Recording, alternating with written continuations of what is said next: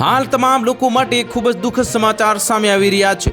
ભારત સરકારે તાજેતરમાં પાન 2.0 બહાર પાડ્યું છે અને વાસ્તવમાં તે તમારા પાન કાર્ડને વધુ સારું બનાવવા માટે લાવવામાં આવ્યું છે। પાન 2.0 નો હેતુ પાન કાર્ડની પ્રક્રિયાને સરળ અને સુરક્ષિત બનાવવાનો છે અને આ એક નવી સિસ્ટમ છે જે એક જ જગ્યાએ પાન કાર્ડ સંબંધિત તમામ સેવાઓ પૂરી પાડે છે। અત્યાર સુધી પાન સંબંધિત કામ માટે અલગ અલગ વેબસાઇટ હતી, પરંતુ હવે તમામ કામ માટે જે એક જ વેબસાઇટ પર થશે। અને આ દરમિયાન હવે સમાચાર સામે આવ્યા છે કે કેટલાક લોકો પાન કાર્ડના નામે લોકો સાથે છેતરપિંડી કરી રહ્યા છે।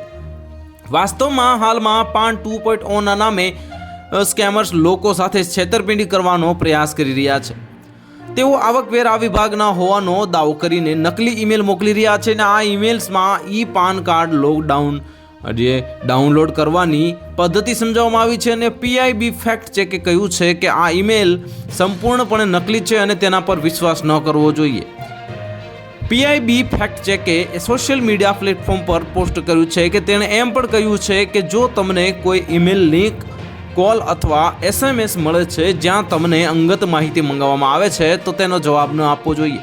આ સાથે તેમણે ફિશિંગ ઈમેલ અંગે પણ ફરિયાદ કેવી રીતે કરવી તે પણ જણાવ્યું છે। તો હાલ માટે આટલું જ મળીશું નવી અપડેટ સાથે। જો તમને અમારા વિડીયો પસંદ આવતા હોય તો વિડીયોને લાઇક કરી દેજો, ચેનલને સબસ્ક્રાઇબ કરી બાજુમાં આવેલા બેલ આઇકનને દબાવી દો જેથી તમને આવા સમાચારની અપડેટ મળતી રહે।